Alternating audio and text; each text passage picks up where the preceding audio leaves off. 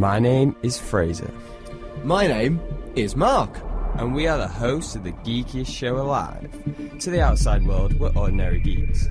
But in the Fab International Studios, we talk comics and find other geeks just like us. This is Geek of the Week.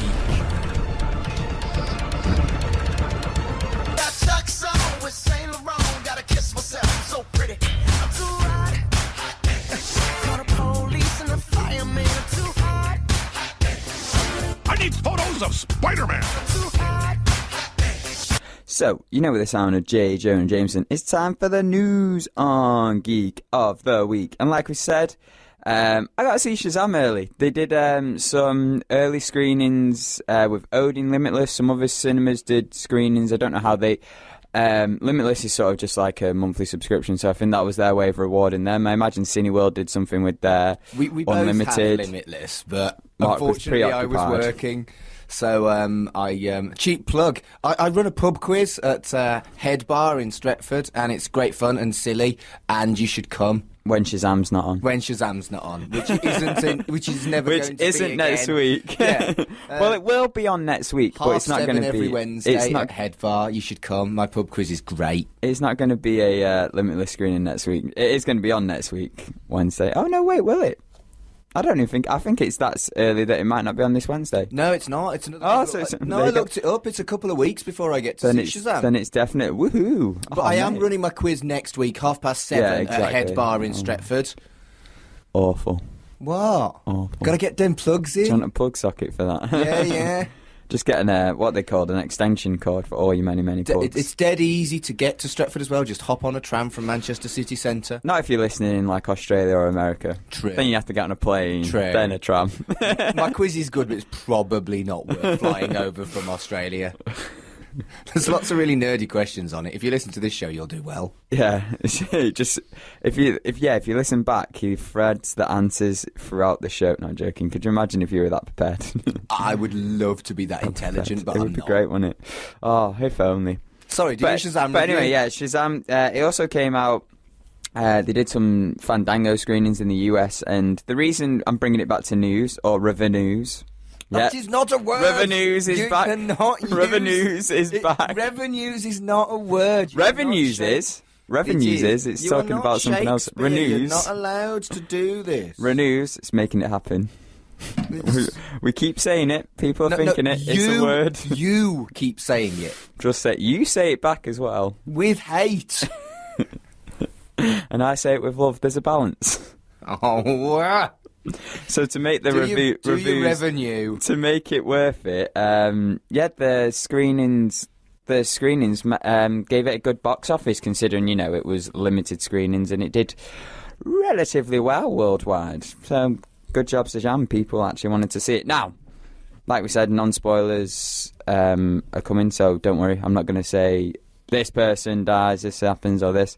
I am really. Hopefully Shazam dies. I'm going to try and hold in some stuff because I got very excited. But I want to talk first off about the screening. It was really nice to go there and be with sort of fellow geeks. I was sat next to people who were talking about various different comic book films. I should have really whipped out a business card and be like, oh, well. You didn't give them a business card? No, because Fraser. Because I didn't agree with some of their opinions. Were they like me then? No, were they intelligent. No, they dissed Green Lantern, which is Green Lantern was a diabolical film, which is fair. But they were like, "Oh yeah," I was just like, "Oh well, I don't think I can talk to this guy." Well, they dissed Mark Strong's performance as Sinestro, which I thought was one of the redeeming things in that film. And it was a bad. Yeah, I probably should have just like that. It's one of them. Like Green Lantern's just a guilty pleasure for me, and I like it anyway, but that's just because I like Green Lantern. Spawn's a guilty pleasure for me. It's a terrible film, but the soundtrack, I just sit there and grin. With joy. But yeah, it was really cool. There was laughs all around. Like, it was that big... you sort of go for a midnight release. It was all that sort of good vibes. People were just there to enjoy a film. You could tell some of them weren't superhero fans because they left before the post-credit scene. There's 2 post-credit scenes, just to let you know. Don't leave until the end, and then you're done. they're funny post-credit scenes as well. They're not like a big like, oh, you have to see this because it's going to set up 5 million different films. They're nice. They're nice post-credit scenes. I don't know if that's a spoiler. No, telling people that there's post-credit scenes is a service. But yeah, there's loads of people. Everyone was sort of like laughing around at all these different parts, and I was giggling and stuff like that. But then I got really giddy at one point because they set up this thing at the beginning of the film, and again, I don't want to spoil it. But if you're a Shazam reader, you'll sort of pick it up yourself. And I was like, oh, are they going to do this? And if you listen to this show, I've talked about my wish that this happened. That, again, might be a spoiler if you're intelligent with it, but not quite yet. Well, I suspect they'd have to listen back. Exactly. They kept... I can't remember what you were chatting about. Oh, that's good, as long as you're not spoiled about it. So they kept teasing this thing, and then when it got close to it actually happening, I was like, yee! I actually let out a geese and went, yes, yes! And then everyone else must have just been like, what was that noise about, and why is someone so excited? And then when it happened, I was like, oh yeah! And like some people... You are the worst, I'm glad I didn't I feel like I was the only one who reacted like that, but some were just... some got happy afterwards and stuff like that once they realised, I'm glad that it was so cool. You're funny to watch in horror films, but I don't know whether I could cope with your gid. You know what was funny though? This film was quite... It had some jump scares, and it was like very dark, especially with the villain. Really? Yeah, Martin Short. It was, That's not the impression the trailer gives, that there's any darkness whatsoever. it was really dark because it works with the 7 deadly sins, and like sort of the villainous character, Doctor, I can't say his last name, so I'm not even going to try. He works with the 7 deadly sins, and that's his sort of whole thing of, it's how he, with his victims, he picks a sin to take him and stuff like that, and it's really cool because the reason why he fails is because of a sin, so it's ironic, really. And that's a bit of a spoiler phrase. It's a bit, yeah. Oh no, you're surprised that the villain didn't win in it. Well, true. But what I do like about this film is it doesn't take itself too seriously. Like, you sort of seen that in the trailer, because some of the premise out there is quite offlandish, or just sort of, there's a lot of wizards and stuff like that, and obviously it's a superhero genre type film, and it does benefit from there being superhero films so present in our present in our pop culture. And if self-referential, if you're out there and you've got that person who doesn't get superhero films, or always goes, I don't get why you enjoy this, it has that person in it. There is that person, and it's funny when you kind of work out what it is, but again, I'd want to be safe with spoilers, but there's that person in it, and there's the superhero crazy character as well, so it's a good balance. This film's about like family and sort of like where you find it, because obviously if you know Shazam, he's an orphan boy, he's abandoned and stuff like that, and in the most recent run he's been adopted by this big family, and it's like they call them like the children of Shazam, and they're all grouped together, and that's what this is sort of focused on. Jeff Johns' recent retelling of Shazam, which is that the one that we read? No. Actually, it was a bit. So they focused on the early one, but some of the new stuff is featured in it as well. So they do like a mix. That's pretty standard with superhero. Yeah, films. it's basically, they don't give you a straight adaptation. No, it's like they've managed to mix the two quite well, and for some things it's like, that's from that, and you get really excited. For superhero stuff, I prefer that because you don't know what's coming. Whereas something like Sin City, for example, I would much prefer what they did. If you actually see the DVD menus of Sin City, where they show you the comic book and then meld it into what it was on the screen, it's so pretty. There's a lot of films have done that, which I've really enjoyed, and sort of like done the meld and stuff like that. Something we've never done. We've never reviewed DVDs and their extras and stuff. Should we do that for something? Maybe Spider-Verse? Maybe, yeah. Should do that. Sorry, tangent tornado. Carry on. Exactly, but yeah, and it's a film about abandonment as well. Like it's quite sad in that way. And like, I know one of your complaints was we had a bit of a spaff because you called it a kids' film. It really comes across like that from the trailer. This is definitely not a kids' film. It is a film about family, but it's not a kids' film. Like I say, with the darker stuff, like with the villain and stuff like that. it gets very dark, and there's jump scares. I got jumps, so you would have enjoyed me getting jumps, but you probably fraidy cat. Next time when we watch it together, you're probably not going to see me jump because I'm going to be prepared this time. So I'm going to look super brave. I'm going to look I'm going to look like the Shazam part, rather than the kid. No, I probably still will. Jump. And what I did enjoy, our main character is very flawed, and this is where I think you may drift off because you've already got this mindset in your head that you're not going to like Shazam. The main character isn't. What's the way to put it? He's not a hero to start off with, and he becomes a hero towards the end. So it's definitely a hero. Story about a journey by the. Yeah, it's a hero's journey. So it's him becoming the hero. And the thing is, with the flawed character, is it works in the story as well because this Shazam wizard has been searching for someone who is this holier than now like plucky good like all good person. And that has backfired on him. He's been left alone. This villain's managed to come along, and he's just had to give the power to Billy. Right. My worry was that with the main protagonist being a child, not the main protagonist not being a hero, and I was just concerned it was going to be just inane fart gags with a superhero background. No. From what I will go when I go and see it. I will go into it with at least an open mind, and I'm genuinely glad that you enjoyed it because I know it was something you were looking forward to.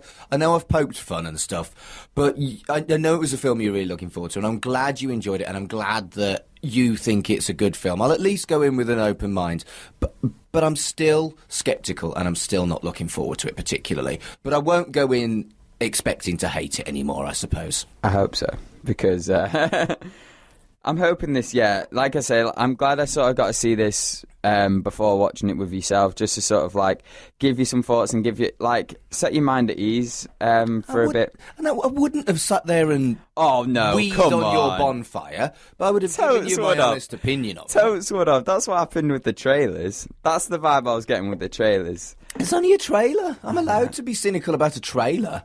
Oh, what? And just destroy my dreams there and then. But anyway, I'm going to go back to happiness and speaking more about this because I want to touch about children of Shazam, and they,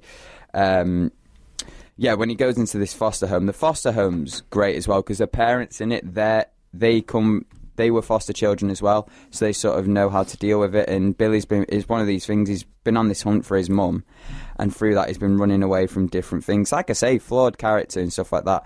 And when he gets into this home, it is one of those things of where it's like, it's them just trying to get him to fit in and stuff like that. And he's that outsider from the family. And when he gets his powers at first, that sort of creates a friendship with Freddy because he's the superhero obsessed and like, oh my goodness, this is so cool.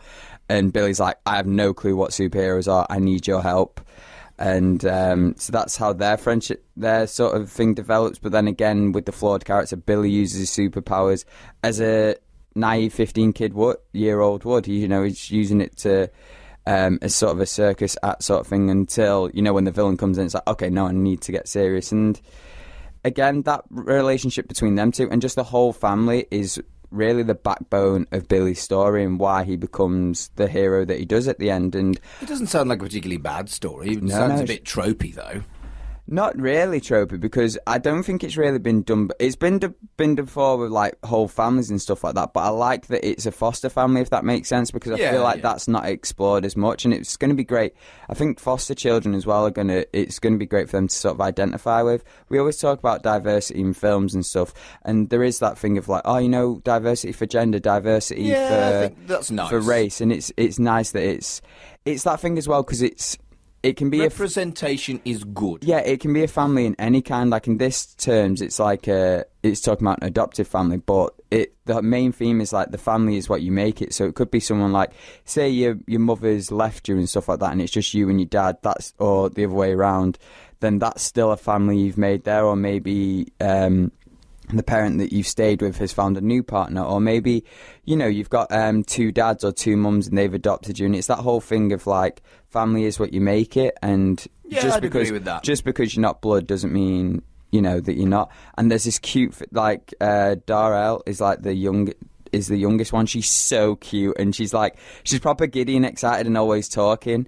And there's just a whole thing of like being a sister is a really important thing for her, and there's this cute little thing there. Eugene's pretty funny. You've got Pedro and Mary, and like I say, they're like the supporting characters of the family, and obviously the two parents, but they are really the backbone of Billy's journey, and it's nice because they all sort of bring something new to the team dynamic as well. This film very much lives in the DC universe as well. We sort of that's good. We harked on it with the. It's one of them where this is a film showing exactly what DC are going for now. They're all self-contained stories, but they are in the same. You know what I mean? Like they live and breathe with the. This acknowledges other heroes. Right, good. Aquaman quite a bit. Batman, Superman loads. I nearly did a spoiler then, but I won't. But it's really cool. And we get all this in the world of going into the schools. You see all the different superhero backpacks and stuff like that. So it's like, oh, that's a nice nod. And you definitely get it in the character of Freddy. Everything he's repping is like a superhero shirt. He's got like an Aquaman, Superman hat, Superman shirt, hat, the whole shebang. He's got a bullet that he's took from... that got shot at Superman. He's got memorabilia. He's got like a batarang and stuff like that and all this. He's very much... He'd be a great person to have on this show. He's just clearly superhero obsessed. But that's how we get that this is in the DCEU, and it's not good. I mean, but it's not like forcibly like, oh, this is how Shazam's going to team up with them or something like that. Or this is a random Flash cameo. I want to see the DCEU do better at their expanded universe because... I think this is how you start. Just do you think it's a step in the right direction? Yeah, this is how you start. It's like we said with Aquaman. You focus on your individual films first, and then what comes from there comes from there. If you don't have to bring them together. That's the thing is if you're just bringing out solid superhero films, that works as well. You know, it worked in the past for a reason. Just because the MCU's done so well doesn't mean that doing a different approach doesn't work as well. Like not everything has to be connected. There's even like a bit of a tangent tornado, but there's talks about a Hanna-Barbera universe now with a Scooby film coming out, and it's just like that's fine. Don't mix it with the DCEU. No, I'm just saying that there's so many. Everyone's so focused on getting their universe now that it's just like sometimes it's just. This is why this is nice. It's a nice, refreshing thing because it didn't ignore what had happened in the past, which sometimes you can worry about when you're going in a new direction. It was just like, no, this is kids. It reminded me a lot of Homecoming. But there wasn't like an Iron Man type cameo there. What Superman wasn't there being a mentor, but it was like, Ned was sort of like Freddy, and Billy was almost like Peter, but if he took a different path and wasn't book smart and stuff like that, it was more street smart. And they had that dynamic there, and sort of like they were living in this world of superheroes. And yeah, that's probably a good way to explain it without spoiling too much. Maybe that's why I liked it, because I liked the because it was a bit like Spider-Man. It's a bit like Spider-Man, but to be fair, young heroes, they're all sort of similar in a way, and you always sort of can relate to him in some sort of way. Just being there and seeing all this spectacle around you, and being like, I want to do that too, or like I'm trying to do that. Batfleck. Nice. What, are you saying you want to quit? No, just cynical old man who sees all these bloody giddy children. And he's just like, no, not for me. But I don't want to quit. You can't get rid of me that easily. To prevent myself from doing spoilers, I think that's all I'll probably share right now. To be fair, you've talked about it for 15 minutes. I know. Considering I haven't seen it, that's quite a feat, Fraser. Yeah, I get it, you enjoyed it. There is a cool cameo as well, which is nice. And yeah, just really, really, really enjoyed this film. Nice way to spend a Wednesday night. And yeah, it was really cool. Like when I saw this pop up, I was like, oh, finally!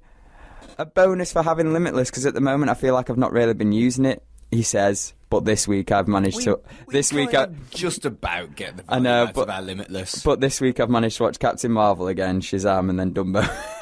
Was Dumbo any good? I had this moment. Dumbo looks terrible. It was all right, but it was one of them. Like I was never really into Dumbo as a kid. Like it wasn't one of the Disney films that I loved.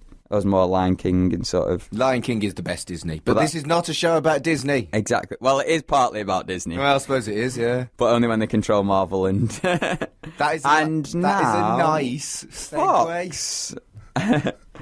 But we're not going to talk about Disney and Fox just yet. We're going to talk about Disney and their Avengers, because I think this is a better story to lead off with. But yeah, definitely check out Shazam. I loved it, but you probably would have guessed that before I even went to see it. But yeah, lived up to it. Hopefully Mark will enjoy it too. But yeah, like we say with that smooth segue, talking about Disney, they had some cool photos on Instagram. Let's call them Avenger the Fallen photos. And Twitter. I don't have Instagram, and I saw them. Well, it was a thing of like, I should get when you're on Instagram, there's an option to share on Twitter and Facebook instantly from it. So they'll be on Twitter, but they'll be from Instagram, the original source. And they did like 2 sets of photos, so one for the dusted and one for those avenging them. The ones that were dusted were in like grey and sort of, sad. Signed that they're gone. Very sad. Did you see the one with Spider-Man? Of course, I saw the one with Spider-Man. Shh. He looked so sad, Fraser. So was like, I. Oh, I am sad. Mr. Stark. So was I. But yeah, and then the ones in colours were the ones that were avenging them. And someone on Twitter has done a very cool thing. It was like, to sort of help those who are dealing with the pain, which was me. They combined the two together, so they put it like they put them back to back. I'll try and get some photos on our social media somewhere where they've done like, so they'll do Iron Man and Peter Parker. So Peter Parker will be in the back in grey, and then Tony's there. So it's like, that's cool. It's the person they're avenging, like Groot and Rocket. And I was like, Rocket. that is that's a lovely touch. Rocket looks so sad in his picture. He really does. Can you blame him? He's all alone. I just want to give him a hug. I might go home and hug my cat, because I haven't got a raccoon. Just for but Rocket. I've got a cat. Just so be like, give this to Rocket. She's a girl cat, so she's not actually like anything like a boy like raccoon, Rocket, no. but she's still going to get some love. I was going to say a hug from me is closer to a raccoon than... Can I have a hug over Rocket after the show? Yeah, of course you can. Thanks. That's all good, mate. But one cool thing that we did find out is some characters that we didn't know survived, and some characters that the same character that seems like they're going to be in the film quite a bit, because Valkyrie was there. Yeah, Valkyrie was a which surprise. is really cool. And there's been a other poster as well. I think it was it was one of the Asian countries. I can't remember which one. They had a poster, and she was featuring very prominently on there. And Happy Hogan as well. That Happy's makes more sense with Pepper and stuff. Yeah, I mean, Happy's an interesting choice, because he is significantly the more of a support character than anyone else in Yeah, those, exactly. in Like, those Valkyrie's pictures. going to raise some hell. I can see her and Thor teaming up again, and like, especially with Captain Marvel. Yeah, Thanos, mate, you're in trouble. What are you doing?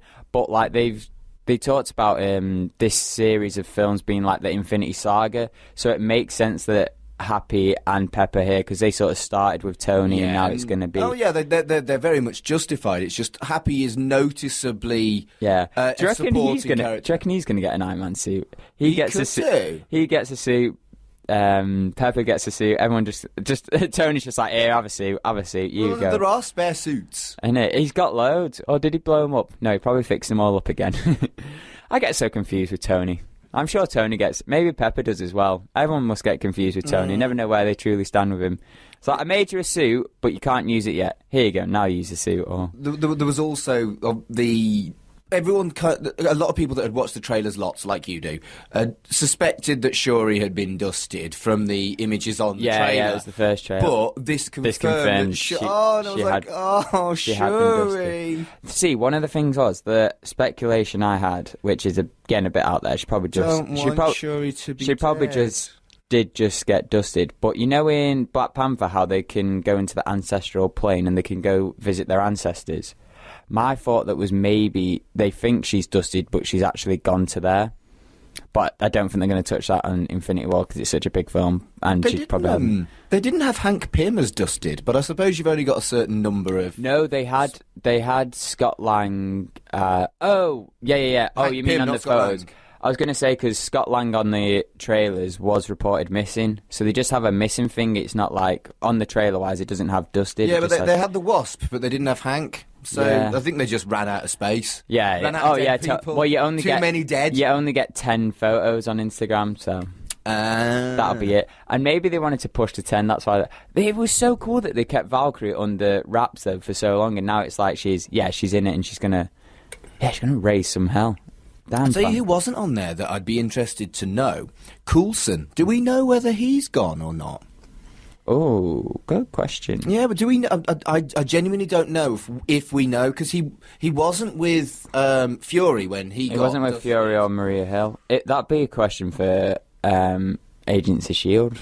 Yeah, well, then that's the thing. We know that all the TV shows are part of the universe. Wouldn't it have been cool if they'd have maybe dusted Daredevil, but not dusted the Punisher? Maybe dusted some of the Runaways, but not all of the Runaways. Well, they did dusted Cloak, but not Dagger. They did do that, but it was by cancelling the shows, not dusting them. Well, yeah, that's true.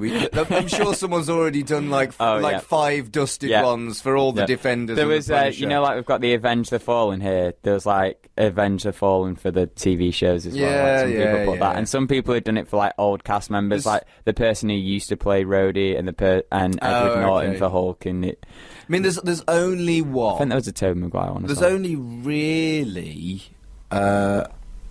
really Coulson that has been in the films and the TV shows. Is there any other characters that crossed over? Samuel Jackson's done a bit. Well, yeah, but naturally. Maria Hill. Yes. But yeah, just them three, really. So it's just with Agents of S.H.I.E.L.D., it's not with any of the other TV series then? No. Oh, there was one. So the woman who played the main villain, Marianne or something, in Luke Cage, right. She was in Civil War, but apparently they weren't the same character. Right, well, there you go. But I always, my headcanon is that they are the same character, but she's just corrupt either way. Because it doesn't matter. Like, if you say they're the same character, there's nothing proving you that wrong. Perfect example. I'd love to see Kingpin in a Spider-Man film. Oh my goodness, yes. So especially when he wore that white suit. I want to know if Kingpin's been dusted. Vincent. There's no way. Could you imagine? Vanessa. No, I reckon Vanessa did. Oh no! This is the scene I'm creating the scene here. He's finally got Vanessa in her hands, and they're just there. You know, they're doing their casual Saturday night thing or whatever night it was. Oh, it was day. Or they could be, you know, bam chicka bam bam. Whatever day, and she fades away and he goes, Vanessa. I finally had you. We need to know. We need to know. Vanessa. We need to know. Says Vanessa. But those posters were blooming cool, they were. They were sick. And it has been confirmed the runtime for Endgame is 3 hours and 2 minutes. Yeepers. Now, if you're one of those people who are like, oh, why does it have to be the 2 minutes? Why couldn't it be straight out 3 minutes? 3 hours even. I don't want it to be 3 minutes. 3 minutes long, just like, yep, they all survived, bye. They just, imagine just Kevin Feige came up for 3 minutes and was like, yeah, everyone died now. Do you want to know why? Because you kept pestering us for a trailer, or you kept just takes all our toys away. But no, yeah, 3 hours and 2 minutes long, which is hype. 3 hours and this is going to be sick. I'm very excited. So that's definitely probably going to take up the amount of times I watch it. 24 hours. Yeah, it's going to take up a full day of my life overall. So that's watching it 8 times. No, is it watching 8 times? Come on, Fraser, you should do maths. Oh yeah, 8 times. So a whole day and 16 minutes. Obviously not in one go. I'm not a madman. I need time to digest and stuff like that. And I could totally see us going to the cinema and watching it, and then watching it again. Although I did think that with Infinity War, but then I was emotionally broken after the first time. True that. And then still emotionally broken the second time and the third. But that's every time. Mr. Stark. Every time. That's not the line. Now, speaking of Spidey, smooth segues today. He had some Far From Home photos as well. It was just him touring around Europe, chilling. And funnily enough, it was 2 years prior to the same day that they released some Homecoming stuff as well, because it was on my Facebook memories. I was like, oh, that's cool. Oh, there it is again. And it was... That's probably deliberate. Yeah. Oh, no, yeah, totally. They're coming around around the same time, like July time, so it makes sense. And they're just like, for Spidey fans like me, it's like, hey, don't worry, we're always here for you. It's just like, oh, apart from when he gets dusted. Mr. Stark. But yeah, what did you think of these photos? I liked it gave me like summer vibes. I got very happy, and then it was actually sunny in England for a change. I was like, ooh, right. I know I mock you mercilessly for your love of Spider-Man, but I love Spider-Man too. So obviously, I'm really excited about this. And very briefly, touching back on the Shazam thing, I feel like they do Young with some reality and some dignity rather than that's what fart gags. Oh, don't worry, that's what Shazam does. Okay, well, we'll see. But I've already seen the Spider-Man films, so I can... I like Civil War and Homecoming, so I can see that this is a good well-made film you about this. So I'm very excited about it because and the pictures just made me more excited. So there you go. Yeah, I got that summer vibes. I was like, ooh. I like summer. It's nice, isn't it? Especially being on holiday as well is quite nice. Oh. I don't get a holiday. On holiday. Some people, when they go on holiday, create absolute carnage. Gosh. Another smooth segue. That's a nice segue. And especially, now I imagine Spider-Man's one of them. When he's on holiday, he keeps stuff all together. But Cletus Cassius, yeah. I always mix him up with Cletus Cassidy, isn't it? Yeah, I always mix him up with Muhammad Ali, which is Cassius Clay. I know, I always go, nope, he's not Carnage. I'm sure he creates But that's for what if. What if Cassius Clay was Carnage? Yes, someone please make that. But yeah, I forgot.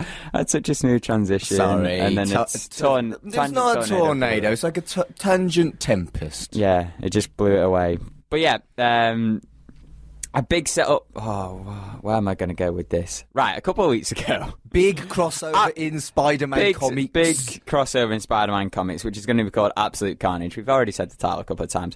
But this is, a couple of weeks ago, we talked about Don Cates and how he was setting up this big thing, him and Tom Taylor and the other people working on Spidey books.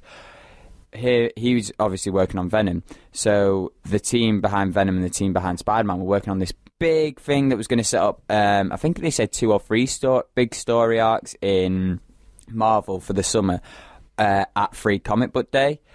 And they revealed that the big story they're going to set up is Absolute Carnage, which is apparently been building since Maximum Carnage, which was the big story of Carnage. Well, I was and reading comic books. I was reading comic books quite heavily when Maximum Carnage originally happened, which obviously you weren't because you were about 3. And it was so special for me. It was just this incredible, epic storyline with just the coolest bad guy and the coolest good guy. And Venom was a good guy but dark. And I hadn't really seen anything like that. I was only like 15. Yeah. And it was...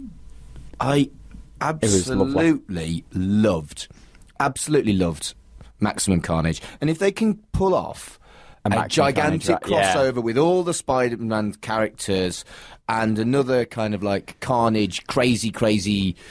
It's kind of like Spider-Man Civil War. Exactly, yeah. It's not, but you know what I mean. It's exciting as well because the big story of it is basically Carnage is after everyone who's ever worn a symbiote suit, which is the difference between that and Maximum Carnage. And since Maximum Carnage, a lot of people, and very recently, have worn it because there's been Venomized, there's been So it will be as big and as inspired. Venomverse was the other one, as Maximum Carnage, but it's going to be different. I'm really quite excited about it. He's going to pick it away. But you're going to put it on pull or pass. Yeah, of course. Sound. And it reminds me of. Yeah, because we're picking it up for Free Comic Book Day. It's already on the list. And the rest we'll just keep carrying on. It'd be great. But yeah, it reminds me of Spider-Verse in a way because obviously that brought a load of different Spider characters together against this one target. He wanted to eliminate all Spider characters. And the way they built that was that they were eliminating all these different Spider-Mans and then going for the main one. So I think that's what's going to happen here. I reckon Carnage is actually going to eliminate some people who have wore the symbiote suit. And then his big target is going to be a Venom, Eddie Brock, and probably Flash Thompson and Peter Parker. Yep. So it'll be them 3 versus Carnage. Oh, not Flash. He can kill the other 2. Wow. No, he can't. Don't kill anybody. No. Killing is bad, okay? Exactly. No, I'm excited. It's going to be big, and I hope it's good. It's definitely going to be big. Whether it'll be good. But I want it to, I'm really hoping it'll be good, because I don't want it to be bad, because Maximum Carnage is very special to me. So Absolute Carnage needs to be good. Right. I've just realised I forgot to put something in here. Oh, and now I've added it a bit too much. Now, are you ready for a great segue into our next story? It's going to be a little tune we played last week. Tell me what to do, I don't know what to do. Tell me what to do, I don't know what to do. Tell me what to do, I don't know what to do. Tell me what to do, I don't know what to do. So, with the sounds of Professor X not knowing what to do, we're going to talk about Fox. Right. Because Maisie Williams recently came out and says she doesn't know what the fox is happening with New Mutants, and she didn't say fox. Maisie Williams as in... Yeah, from Game of Thrones. Yeah. She's one of the in New Mutants. Yeah. Oh man, she's brilliant, and they have to do New Mutants if she's in it. Well, they've done it. It's just where it's going to go. I think Disney Plus. People as long as we see it, I just don't care. Just get it out there. It's one of them, innit? But like we say, they don't know what to do. Yeah. I love that combo. I forgot to put it in. But yeah. We got it anyway. The X-Men Disney thing, they were also talking about the Gambit film as well, weren't they, this week? And I love Gambit. And Gambit needs to be seen by the world. This Gambit film is just, it's been in development for like, it feels years. like 20 years. Yeah, and stuff like that. They've had Channing Tatum on for ages, and the poor guy's just been died about Channing Tatum's a great actor, and they've mucked him about something chronic. Exactly. But he deserves his go at Gambit. It was like Schrodinger's cat, but Schrodinger's Gambit. It's like, it's in, it's out. It's just, it was never really going to happen. It's not as bad as Schrodinger's bat, which was Batflex going in and out, but it was, yeah. I just don't think it's going to happen, especially now that Disney own it. They'll just be like, no, we're going to have Gambit in a film. We might have Channing Tatum playing, but... Yeah, well, we'll see. Who knows? Poor guy. But keeping on that Disney Fox sort of role, Buffy writer Drew Godard has signed a deal with Disney Fox TV. It's mainly ABC. But geeks, don't get too excited, because this is just a normal TV show that he's signing up for. But this has got people on the internet very excited, because he was talking about doing an X-Force TV series at one point. So they're thinking that now that he's developed that relationship with Disney Fox, mainly with ABC, that maybe we might be getting an X-Force movie written by someone who's written a lot of cool geeky stuff. And nice. The reason I mentioned Buffy writing was because I know Mark is a very big Buffy fan. I do like Buffy. But yeah, you excited? Yeah, well, X-Force, it's one of those things that it's nice to hear, but when it's confirmed, I'll be happier, you know? Oh, okay. One thing that is confirmed that I know will get you happy is season 3 of Runaways. I am it's definitely happening. It's not currently legal to watch Runaways for free. So you're totally not. I've seen. No, I'm not. I've seen series 1 because that's on Amazon Prime, but Amazon are charging like £4 an episode for series 2. So I'm behind by a series on Runaways. As soon as that's on Prime, I am gonna binge that. And I love Runaways. You know I love Runaways. And the TV show was everything I wanted it to be. They expanded the storyline where they basically got great actors to play the parents, so they expanded around that, which they didn't really do in the comics. Yeah, because the comics focus more on the kids, don't they? Yeah, and I think naturally so. I think the telly show benefited from good actors as parents, and acknowledging that they'd done that and giving the parents more meat, because as much as I love Runaways, I do think the TV show benefits from more motivation for the parents rather than we are evil bad guys. Yeah.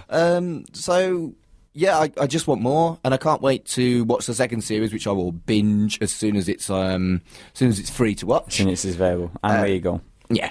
Well, yeah. I suppose it's always free to watch, but exactly. not for someone like myself who genuinely doesn't watch anything illegally. And so, yeah, I'm excited for season 3, but I've not seen season 2 yet. Well, I mean, if it accidentally popped up on your computer, like, oh no! I genuinely don't do it.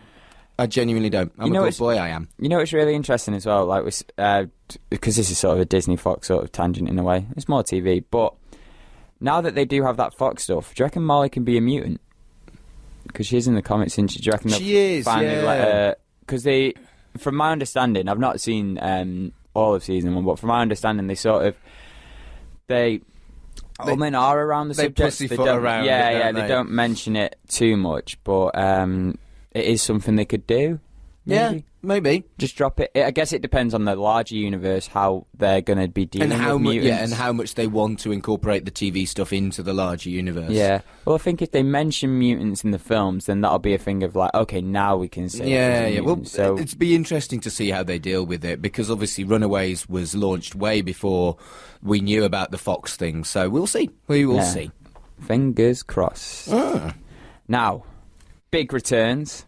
Johnathan Hickman from Secret Wars and one of the most recent Fantastic Four runs, a really good Fantastic Four run that led into Secret Wars. It was epic, this journey that he created, and then the Fantastic Four disappeared for a bit. They're back now, but he's back at Marvel after being at the Indies since Secret Wars, so that's like 2015, so he spent 4 years, and this is a big, huge comic book writer, and he's writing 2 titles, House of X and Power of X. What were your thoughts on these? It's great to see. I mean, yeah, he's had some great runs. I loved Secret Wars, so I'd be interested to see what he can do with the with the Xiness. Whoa. I said Xiness, Fraser. Okay, good. I thought you thought. No. I know you like your more adult comics, but not that adult. Not adult. Good. Good. But no, yeah, I'm dead excited. Secret Wars was impressive, and like if you read the stuff before, like the way he built to it and the way he managed to bring the Ultimate Universe and the 616 universe together is an incredible feat. And yeah, I would love to see Secret Wars in film, but I'm really excited. Yeah, I'm excited for these as well. I think that could happen, you know. Now that the Skrulls are a thing. A thing. Yeah. Just because they were the goodies in this particular film, it doesn't mean that necessarily they're all good. Doesn't mean there'll be goodies in future. That's the thing, like all species, not everyone's good. You know what I mean? All the humans in this aren't good, all the Kree aren't good. Well, it'd be a bit boring if everybody was good. If all the humans were good, we'd have no stories. Most of the Kree aren't good. But yeah. No. Oh, so evil. I want to see the Shi'ar though. They that would be pretty. They're cool. Fascinating as a race, but they're kind of more X-Men-y than you know. Well, there was the Kree Shi'ar war that involved the Avengers, wasn't there? Yeah, exactly. So they could manage their way around. But this is really exciting. You know, like I say, with that, he managed to get the really good family and team dynamic with Fantastic Four. So seeing him with a House of X and a Power of X, like dealing with the X-Men, that'd be interesting. Be interesting as well because we've already had a House of X, so it'd be cool to see how it lines up with that. So, we've got 2 stories. Do we want to keep on a Marvel train with film, or do you want to go for like a TV DC thing? Go for the TV DC thing. Right. We're getting more Wilsons on Titans. So we talked last week about Deathstroke being cast, and now Jericho and Ravenger, they're his kids. Rose and I forget the guy's name, but they've been cast on Titans as well. So it's sort of like we're not only getting Deathstroke, but we're getting his kids as well, which is really cool because Rose has always been that thing of like, is she a hero? Is she a villain? And Ravenger's sort of always had that thing with Raven. So now, because Deathstroke's always sort of been Robin's main thing and the Titans in general, but like mainly that. So them two are going to sort of help with him, and it's sort of going to be like a team versus a team almost. And we sort of saw the Titans becoming a team towards the end, but I feel like this will definitely bring him closer. I'm hyped for Titans. I went in not really knowing what to expect and not expecting a lot because DC have just disappointed again and again and again over the last few years. And I realise I'm much more of a Marvel fan than a DC fan, so they need to do even better to impress me. But Titans rocked my world. So with the commitment they've brought in great actors to play these characters. They've brought in great writers. I just think Titans is going to go from strength to strength. I'm very, very, very excited. Oh, happy to see. But yeah, more Wilsons on the way, and no Wades. No Wade Wilsons here. No. But speaking of Marvel, now we did a bit of a fan casting a couple of weeks ago with fantastic. John Cena. Oh, sorry, no, this isn't a John Cena one. John Cena can play anybody. But you mentioned, I think, Zac Efron for Johnny Storm and stuff like that. But apparently, Zac Efron is being reportedly eyed for Adam Warlock in Guardians of the Galaxy 3. Oh, cool. Oh, I could have talked about last week as well. We talked about James Gunn coming back. Yeah. So yeah, apparently Zac Efron's being reported for Adam Warlock, and it's they teased Adam Warlock the end credit scene in Guardians of the Galaxy 2. I can't believe we got 5 of them. That was incredible. Was it overboard? No, it was brilliant. No. Let's have 10 in Guardians of the Galaxy 3. Yes. But it'd be interesting. 4 of them with Howard the Duck in. Yeah, it'd be 5. 10. All of them with Howard the Duck. He presents every end credit scene. And Eric Masterson. Oh, dude. dude. Maybe in a 4 post-credit scene. 4-4. But yeah, watching Zac Efron for Adam Warlock, because Adam Warlock's, he's been built by these perfect beings and stuff like that. And, Zac Efron's pretty chiseled and, does it for some, I imagine. Not for me. He's not your type, though, is he? Your type's... no, I won't out... No, don't tell people my type. I'm not going to out your type on air. They'll inundate me on Twitter. They won't.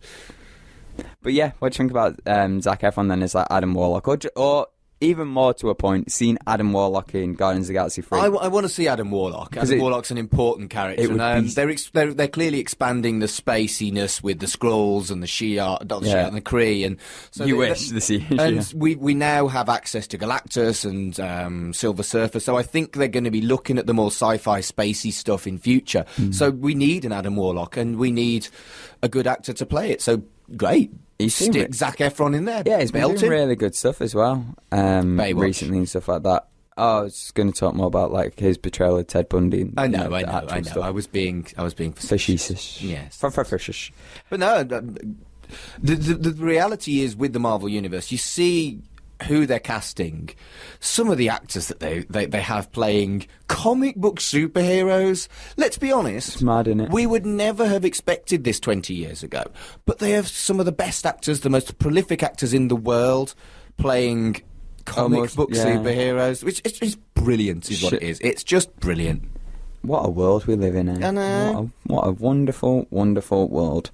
And with that, that's the news. Well, that's our views on the news done. But we want to know your thoughts and feelings, guys, girls, geeks of all kind.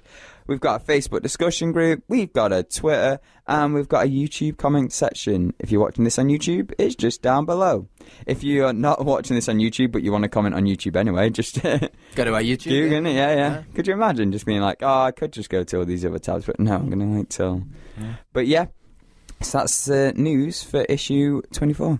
To listen to Geek of the Week, be sure to tune in next week. Same geek time, same geek channel. And if you want to follow us on social media, it's at GOTW Radio on Twitter. Search for Geek of the Week Radio Show on Facebook.